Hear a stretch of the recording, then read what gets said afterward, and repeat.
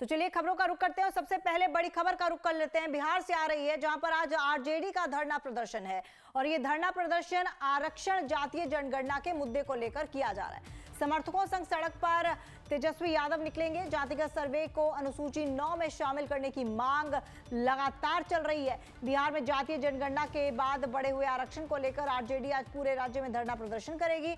ये ऐलान पूर्व डिप्टी सीएम और नेता विपक्ष तेजस्वी यादव ने किया है। आरजेडी नेता और बिहार के पूर्व उप मुख्यमंत्री तेजस्वी यादव ने कहा कि उनकी पार्टी 2023 में किए गए जाति सर्वेक्षण के निष्कर्षों को संविधान की अनुसूची 9 में शामिल करने की मांग को लेकर आंदोलन करेगी। उन्होंने बीजेपी पर आरोप लगाया कि वो आरक्षण को खत्म करना चाहती है। तेजस्वी ने यह भी कहा कि आरजेडी सुप्रीम कोर्ट में अपना पक्ष मजबूती से रखेगी। तो आज जाति आरक्षण पर तेजस्वी का हल्ला बोल। बिहार में आज तेजस्वी यादव का हम खुद धरने पे बैठ रहे हैं और बहुत ही महत्वपूर्ण मुद्दा है ये, और नाइंसाफी की जा रही है पिछड़ों के साथ, अति पिछड़ों के साथ, दलित आदिवासी भाइयों के साथ। और किसी भी कीमत पर जो महागठबंधन की सरकार, जो हम लोगों ने आरक्षण बढ़ाया, 65% किया, जाति जनगणना कराई, किसी भी कीमत पे इसको शेड्यूल 9 में हम लोग करवाएंगे। चाहे भारत सरकार को, प्रधानमंत्री को घुटने भी टिकवाने पड़े, तो उसके लिए हम लोग पीछे नहीं हैं। तो आज जातीय आरक्षण पर तेजस्वी यादव का हल्ला बोल। हम आपको बता दें कि समर्थकों के साथ सड़कों पर उतरेंगे तेजस्वी यादव। जातिगत सर्वे को अनुसूची 9 में शामिल करने की मांग जो है वो लगातार उठाई जा रही है और इसी के चलते आज धरना प्रदर्शन करेंगे बिहार में। तो चलिए आज आपको ये भी बता देते हैं कि आखिरकार ये बिहार आरक्षण मामला है क्या। ये पूरा मामला जो है 9 नवंबर 2023 को बनाया गया एक कानून का मामला है। सरकार 50% आरक्षण को बढ़ाकर 65% करना चाहती थी। बिहार सरकार ने 9 नवंबर 2023 को कानून पास किया। सरकारी नौकरियों और शिक्षण संस्थानों में आरक्षण 65% होगा। फैसला पिछले साल हुई जातीय जनगणना के बाद लिया गया था। इसके तहत ओबीसी, एससी, एसटी को आरक्षण का फायदा मिलना था। पटना हाईकोर्ट ने सरकार के इस फैसले को रद्द कर दिया। बिहार सरकार ने फैसले को सुप्रीम कोर्ट में चुनौती दी। सुप्रीम कोर्ट से गुहार लगाई कि हाईकोर्ट के फैसले पर रोक लगाई जाए। सरकार ने कहा रोक नहीं लगी तो भर्ती प्रक्रिया पर असर पड़ेगा।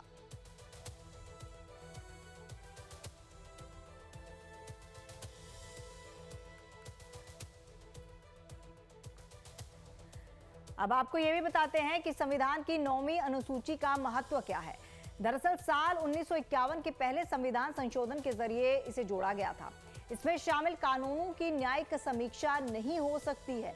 देश की अदालतें इसकी समीक्षा नहीं कर सकती हैं। संविधान के अनुच्छेद 31A और 31B के तहत यह संरक्षण मिला और आरक्षण से जुड़े मुद्दों को 9वीं अनुसूची में शामिल करने की मांग उठी।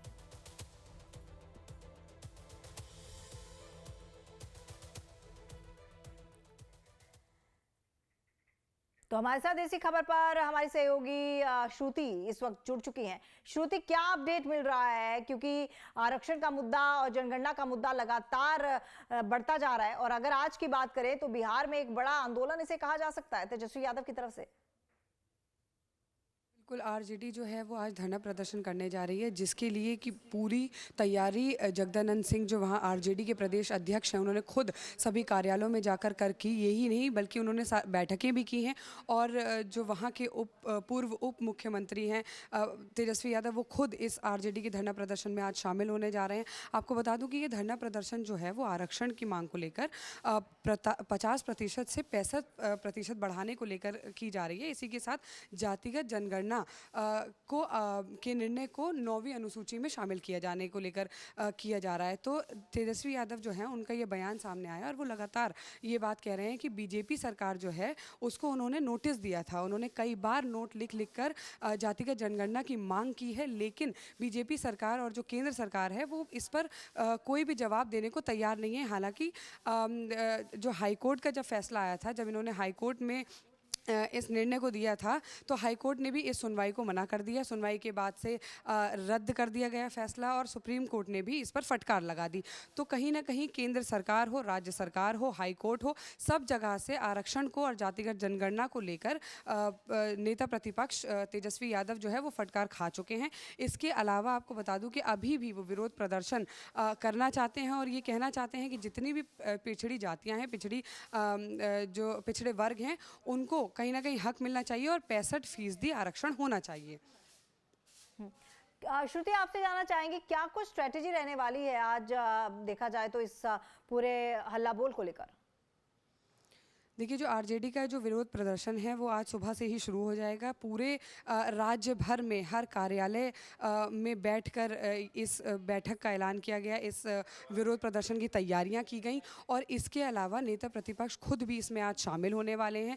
पूरे राज्य भर में सड़कों को घेरा जाएगा। व्यापक प्रदर्शन करने की उनकी पूरी तरह से तैयारी है और इसके अलावा नेता प्रतिपक्ष जो हैं उन्होंने बीजेपी पर सीधा निशाना साधा है, उन्होंने नीतीश सरकार पर सीधा निशाना साधा है और उन्होंने ये भी कहा है कि 1996 में जब लालू यादव जनता दल के अध्यक्ष बने थे तब उन्होंने जातिगत जनगणना की मांग रखी थी और जिस पर की सुनवाई भी हुई, जिस पर कदम भी उठाया गया।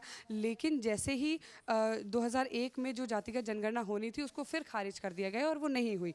इसी तरह से 2010 में फिर इस पर आवाज़ उठाई गई, संसद नहीं चलने दिया गया। आरक्षण के मुद्दे को इतना उठाया गया कि संसद को जो तारीख थी उसको रद्द कर देना पड़ा था। लेकिन उसके बावजूद 2011 की जातिगत जनगणना में फिर बिहार नहीं आया। तो तेजस्वी यादव जो है उनका ये कहना है कि 2021 में भी केंद्र सरकार ने इस पर ध्यान नहीं दिया, 2011 में भी नहीं दिया, 2001 में भी नहीं दिया गया था। तो अब इस पर ध्यान देना चाहिए और जातिगत जनगणना जो है वो होनी चाहिए कहीं ना कहीं और 65% आरक्षण जो है वो अनुसूचित जाति, अनुसूचित जनजाति और जितने भी पिछड़े वर्ग हैं उनको मिलना चाहिए। श्रुति, अगर तैयारियों के लिहाज से देखें, प्रशासन की तैयारियों के लिहाज से देखें तो क्या कुछ इंतजाम? जी, प्रशासन अलर्ट पर है लेकिन पूरी तरह से नहीं है क्योंकि नीतीश कुमार जो हैं वो इस पर बहुत ज़्यादा ध्यान इस विरोध प्रदर्शन पर नहीं दे रहे हैं। उनका ये कहना है कि नेता प्रतिपक्ष जो हैं ये पहले भी ये आरक्षण को लेकर बातें हो चुकी हैं। 65% आरक्षण हो, चाहे वो 9वीं अनुसूची में शामिल करने की बात हो, इस पर पहले भी बातें हो चुकी हैं और जिससे कि कोर्ट का फैसला भी आ चुका है और पटना हाई कोर्ट ने खुद भी इस फैसले को रद्द किया था। तो कहीं ना कहीं इस पर ज्यादा ध्यान देने की कोई जरूरत नहीं है। बहुत बहुत धन्यवाद श्रुति आपका तमाम जानकारी के लिए। तो आज जो है धरना प्रदर्शन, माफ कीजिएगा, आज हल्ला बोल होगा आरजेडी की तरफ से और खुद तेजस्वी यादव जो हैं वो इसकी अगुवाई करेंगे। अब देखना ये होगा कि आखिरकार क्या कुछ फैसला लिया जाता है और जिस तरह से ये हल्ला बोल किया जा रहा है उसका कुछ रिजल्ट भी निकलता है या नहीं निकलता है। आगे बढ़ते हैं, बड़ी खबर लखनऊ से आ रही है। यात्री ने शराब पीकर फ्लाइट में हंगामा किया। दुबई से लखनऊ की फ्लाइट में यह हंगामा देखने को मिला। मना करने पर एयर होस्टेस से भी गाली गलौज किया। एयर इंडिया एक्सप्रेस ने वार्निंग लेटर देकर यात्री को छोड़ा। तो ये दुबई से लखनऊ की फ्लाइट का पूरा मामला है जहां पर एक यात्री ने हंगामा किया। दुबई से लखनऊ ये फ्लाइट आ रही थी और एयर इंडिया ने वार्निंग लेटर देकर हालांकि यात्री को छोड़ दिया है, लेकिन कहा यह जा रहा है, जो खबर आ रही है ये कि एयर होस्टेस के साथ गाली गलौज की और ऐसी घटनाएं जो हैं वो दिन प्रतिदिन बढ़ती जा रही हैं और बहुत ज़रूरी है इस तरह के पैसेंजर्स पर नकेल कसना, क्योंकि एयर होस्टेस के साथ गाली गलौज करना, उनके साथ अभद्रता से बात करना, ये तमाम चीज़ें जो हैं पिछले कुछ दिनों से काफ़ी ज़्यादा सोशल मीडिया पर दिखाई भी जा रही हैं, वायरल हो रही हैं। और हम सब जानते हैं कि जो पैसेंजर्स होते हैं वो थोड़ी सी बात को लेकर एयर होस्टेस या फिर क्रू मेंबर्स, जो फ्लाइट के क्रू मेंबर्स होते हैं, उन पर भड़क जाते हैं। ऐसे में बहुत ज़रूरी है ऐसे यात्रियों पर नकेल कसना और उन्हें समझाना कि किस तरह से आप शालीनता से व्यवहार जो है वो कर सकते हैं। तो एयर होस्टेस से गाली गलौज करने का ये पूरा मामला, हालांकि एयर इंडिया ने वार्निंग लेटर देकर यात्री को छोड़ दिया है, लेकिन ये मामला देखिए लगातार बढ़ रहे हैं, ये चिंताजनक है। यात्री ने शराब पीकर फ्लाइट में हंगामा किया, तो इस तरह के मामलों पर रोक लगना बेहद ज्यादा जरूरी है।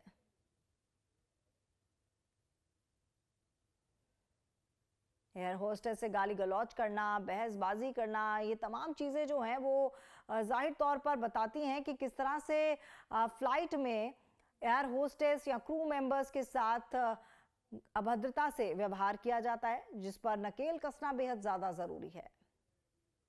और ये पूरा जो मामला है ये दुबई से लखनऊ की फ्लाइट से है। हमारे साथ हम ब्यूरो चीफ लखनऊ धीरज त्रिपाठी इस वक्त जुड़ चुके हैं ज्यादा जानकारी के साथ। क्या कुछ अपडेट है इस खबर पर और क्या पूरा मामला है? देखिए तमन्ना, यह पूरा मामला एयर इंडिया की फ्लाइट में यात्री के शराब पीने से जुड़ा हुआ है। जब यात्री को एयर होस्टेस की तरफ से मना किया गया तो उन्होंने एयर होस्टेस के साथ बदतमीजी की और गाली गलौज भी की थी। ये फ्लाइट है दुबई से लखनऊ आ रही थी, जिसमें यात्री ने शराब पीकर जमकर हंगामा किया और इसके बाद जब वो फ्लाइट लखनऊ पहुंचती है तो एयरपोर्ट अथॉरिटी के अधिकारियों को यात्री को सौंपा जाता है और तमाम तरह की बात होने के बावजूद जब उसने बदतमीजी की थी और शराब पीकर एयर होस्टेस के साथ बदतमीजी की, मारपीट की थी, तो बाद में जब एयरपोर्ट अथॉरिटी के द्वारा यहाँ पर उसको लाया गया तो माफी मांगने के बाद उसको वार्निंग लेटर देकर छोड़ा गया है। ये पूरा मामला है। ये फ्लाइट एयर इंडिया की एक्सप्रेस की 194 दुबई से लखनऊ की फ्लाइट थी, जिसमें इस प्रकार की घटना सामने आई है। चलिए धीरज, क्योंकि लगातार इस तरह के मामले बढ़ते जा रहे हैं, ऐसे में बहुत जरूरी है कि संबंधित विभाग इस पर संज्ञान ले, क्योंकि इस तरह की चीजें हम लगातार सोशल मीडिया के जरिए भी देखते आए हैं। जी बिल्कुल, एयरपोर्ट अथॉरिटी की तरफ से भी इसको वार्निंग दी गई थी। हालांकि जो एयर होस्टेस थी जिसके साथ इन्होंने गाली गलौज की और बदतमीजी की, उनकी तरफ से बात जब एयरपोर्ट अथॉरिटी की तरफ बातचीत की गई तो उन्होंने किसी प्रकार की FIR आज करने से मना कर दिया, जिसके बाद सिर्फ वार्निंग लेटर देकर इनको छोड़ दिया गया है। इस प्रकार की घटनाएं अक्सर फ्लाइट में यात्रा करते समय देखी जा रही हैं और उन पर नकेल कसने की बहुत ज्यादा जरूरत है। हालांकि अब इनकी आगामी यात्राओं पर अभी प्रतिबंध लगाने जैसी कोई बात इस यात्री के साथ नहीं की गई है, सिर्फ वार्निंग लेटर देकर छोड़ा गया है। अगर एयर होस्टेस की तरफ से FIR की बात कही जाती तो इनके खिलाफ और ज्यादा सख्त कार्रवाई की जा सकती थी। फिलहाल वार्निंग। जी बहुत बहुत धन्यवाद धीरज आपका तमाम जानकारी के लिए। आगे बढ़ते हैं, बात करते हैं कांग्रेस स्क्रीनिंग कमेटी की बैठक में जो पैनल तय नहीं हुआ उसकी बात करते हैं, क्योंकि बहुत बड़ी खबर है और उम्मीदवारों के नाम को लेकर कांग्रेस का मंथन भी जारी है। 2 दिन ये बैठक माना जा रहा है कि और चलेगी, कांग्रेस स्क्रीनिंग कमेटी की बैठक और चलेगी। 2 या 3 सितंबर को केंद्रीय चुनाव समिति की बैठक होगी और हरियाणा कांग्रेस स्क्रीनिंग कमेटी की बैठक में पैनल को लेकर कोई फैसला फिलहाल नहीं होता नजर आ रहा है। कांग्रेस स्क्रीनिंग कमेटी की चौथी बैठक के बाद हरियाणा कांग्रेस प्रभारी दीपक बावरिया ने कहा कि अभी 2 दिन और स्क्रीनिंग कमेटी की बैठक चलेगी। खबर यह भी है कि कांग्रेस की केंद्रीय चुनाव समिति की 2 या 3 सितंबर को बैठक हो सकती है। गौरतलब है कि स्क्रीनिंग कमेटी की बैठक में 1 से अधिक नाम एक विधानसभा सीट पर फाइनल किए जाएंगे। इसके बाद स्क्रीनिंग कमेटी की मीटिंग में फाइनल नामों की सूची कांग्रेस हाईकमान के पास जाएगी। इसके बाद कांग्रेस अध्यक्ष की सहमति से फाइनल लिस्ट जारी की जाएगी। और बैठक में मंथन और कांग्रेस स्क्रीनिंग कमेटी की जो बैठक है वो जारी है। इसको लेकर तमाम पहलू आपको समझाने की कोशिश करते हैं। उम्मीदवारों के नाम को लेकर दरअसल कांग्रेस में लगातार मंथन चल रहा है और ये बैठक माना जा रहा है कि 2 दिन और चलेगी, यानी कि 2 या 3 सितंबर को केंद्रीय चुनाव समिति की ये बैठक होगी। तो ये मंथन कब पूरा होगा, ये सवाल लगातार बना हुआ है। तो हरियाणा चुनाव को लेकर लगातार सब पार्टियां जो हैं वो मंथन का दौर जारी है, लेकिन 2019 के नतीजे क्या कहते हैं वो भी आप देखिए। बीजेपी 40 सीटों पर काबिज हुई थी, कांग्रेस 31, जेजेपी 10 और INLD 1 पर और अन्य पार्टी 2 पर, माफ कीजिएगा 8 पर। और अगर प्रतिशत की बात करें, वोट प्रतिशत की बात करें तो बीजेपी 36% सबसे आगे, 28% के साथ कांग्रेस दूसरे नंबर पर और जेजेपी 15% और अन्य 21%।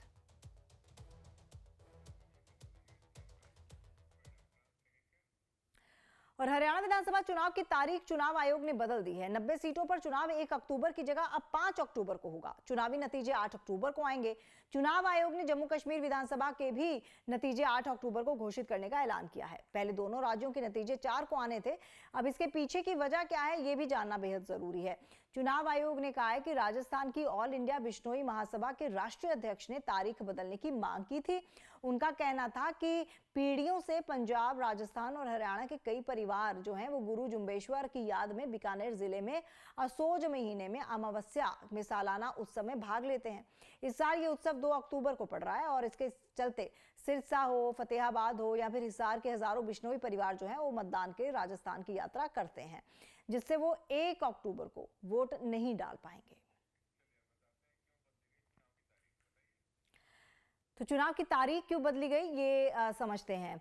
चुनाव की तारीख इसलिए बदली गई क्योंकि त्योहारों के मद्देनजर इस तारीख को बदलना पड़ा चुनाव आयोग की तरफ से।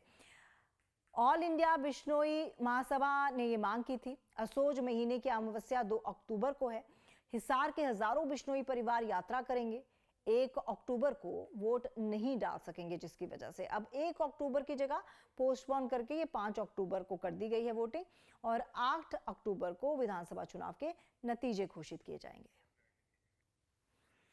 तो चुनाव की तारीख क्यों बदली गई ये हमने आपको बता दिया। और हरियाणा चुनाव की तारीख बदलने से कोई खास फर्क राजनीति में तो नहीं पड़ेगा, लेकिन आप देखिए जिस तरह से पोस्टपोन हो गई ये तारीख, और पार्टीज के लिए ये है कि हाँ थोड़ा सा आपको कैंपेन करने के लिए ज्यादा टाइम मिल सकता है।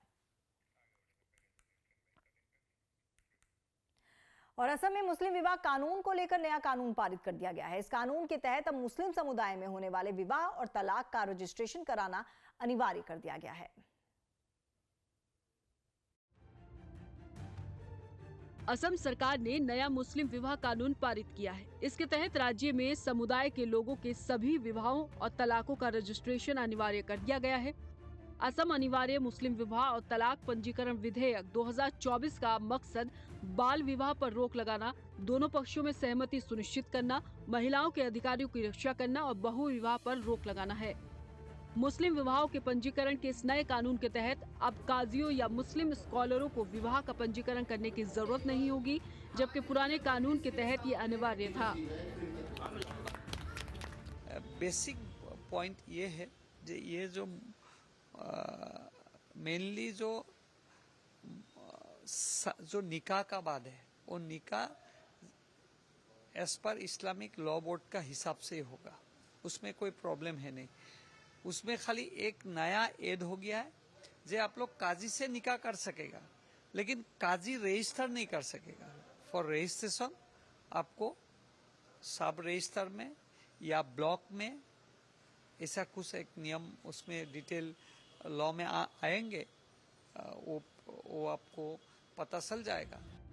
सभी मुस्लिम विवाह और तलाक असम मुस्लिम विवाह और तलाक पंजीकरण अधिनियम 1935 के तहत रजिस्टर किए गए थे। इस पुराने कानून ने राज्य सरकार के ऑथराइज्ड काजियों को विवाह और तलाक रजिस्टर करने की इजाजत दी थी।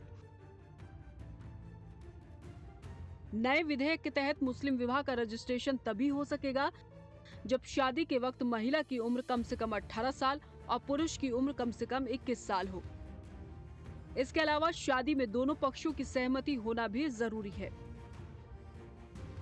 मेरे चिंता तो वो बात की है कि कैसे वो लोग जो सरकारी पदाधिकारी उनके पास जाएगा, लेकिन कानून में जो व्यवस्था लिया गया उसमें मुझे कहने का कुछ नहीं है, लेकिन ये सब रजिस्टर तक सरकारी पदाधिकारी तक जाना, क्योंकि एक ब्लॉक में एक ही कोई ऐसा भी ब्लॉक है जिसमें कोई रजिस्टर नहीं है, तो ये मुश्किल होगा गरीब लोग के लिए, अनपढ़ लोग के लिए, जो इकोनॉमिकली वीक है उनके लिए मुश्किल होगा, ये मेरा कहना है। हालांकि काजियों की कराई मुस्लिम शादियों के सभी पिछले रजिस्ट्रेशन वैध रहेंगे। नया कानून केवल कानून के दायरे में आने वाली नई शादियों पर लागू होगा। नया कानून रजिस्ट्रार को बाल विवाह के खिलाफ रिपोर्ट करने का अधिकार देता है। दूसरी तरफ पुराने कानून में कम उम्र में विवाह के खिलाफ कोई कानूनी कार्रवाई का प्रावधान नहीं था। और पंजाब में किसानों के प्रदर्शन को 200 दिन पूरे हो गए हैं। इस मौके पर बड़ी संख्या में किसान दिल्ली के शंभू बॉर्डर पर पहुंचे और इस दौरान किसानों ने अपने आंदोलन को लेकर आगे की रणनीति पर चर्चा की।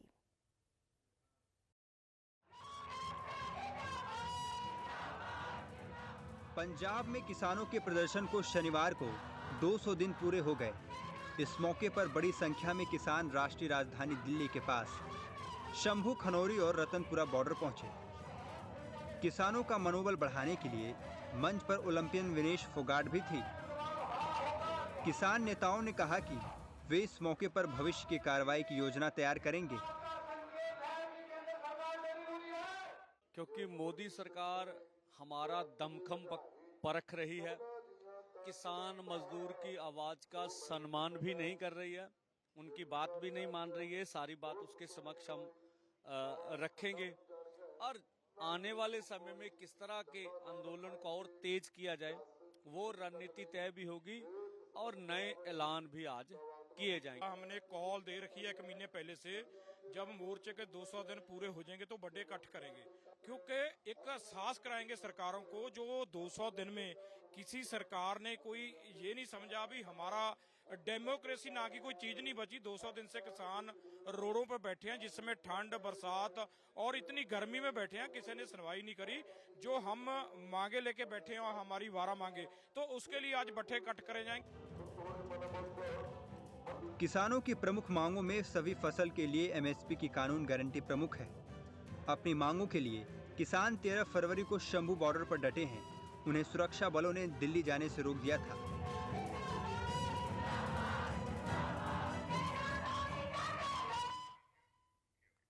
और भारतीय ओलंपिक रेसलर विनेश फोगाट पंजाब के शंभू बॉर्डर पर किसान आंदोलन में शामिल हुई। उन्होंने कहा कि वो पूरे दिल से आंदोलन का हिस्सा हैं। इसी के साथ उन्होंने किसानों की मांगों का भी समर्थन किया।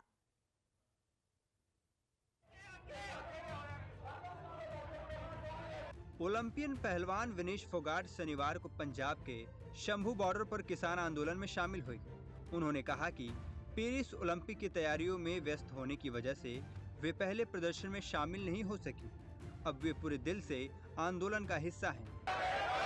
ऐसे कोई भी अपना घर परिवार छोड़ के नहीं बैठता है। हम भी जब दिल्ली में बैठे थे तो मजबूरी में ही बैठे थे। हर कोई मजबूरी में बैठता है ना। इनके पास खेत है, अपने काम कर सकते हैं। ये देश की उन्नति में बहुत बड़ी भागीदारी हमारे किसानों की है, और वो अगर सड़क पे बैठते हैं तो देश को भी नुकसान होता है इस चीज का, है ना। मेरे पे फोकस नहीं है आज मेरे पे फोकस नहीं है आज मेरे पे फोकस नहीं है। आज हमारे इस किसान कौम के ऊपर फोकस होना चाहिए आपका। ये मेरी रिक्वेस्ट रहेगी आपसे बस। विनेश ने कहा कि किसान हर जगह हैं। अगर वे नाखुश हैं तो इसका असर पूरे समाज पर पड़ेगा, क्योंकि खाद्य सुरक्षा से समझौता होगा। उन्होंने कहा कि अगर आंदोलन हरियाणा में फैलता है तो वे किसानों का समर्थन करेंगी। हालांकि उन्होंने साफ किया है कि उनके योगदान को सियासी नजरों से नहीं देखा जाना चाहिए। वो अगर नाराज है तो आपको वो खिलाड़ियों पे भी नुकसान होता है। अगर वो हमें खाना नहीं देंगे, मैं वही बोल रही हूँ, अगर वो हमें खाना नहीं देंगे तो हम कैसे कॉम्पीट करेंगे। लेकिन वो इतने निर्दयी नहीं है, ये खाना देते हैं पूरे देश को। इतना सब होने के बाद भी ये लोग खुले दिल से पूरे देश को आज भी अनाज दे रहे हैं। ये चाहे तो सब कुछ बंद कर सकते हैं देश का, लेकिन बड़ा दिल है इनका बहुत ज्यादा, और सरकार को भी बड़ा दिल दिखाना चाहिए इस मामले में। शनिवार को किसान आंदोलन के 200 दिन पूरे हो गए। इस मौके पर राष्ट्रीय राजधानी दिल्ली के पास शंभू और खनौरी और रतनपुरा बॉर्डर पर बड़ी संख्या में किसान पहुंचे। लाइव टाइम्स में खबरों का सिलसिला जारी है, बने रहिए हमारे साथ।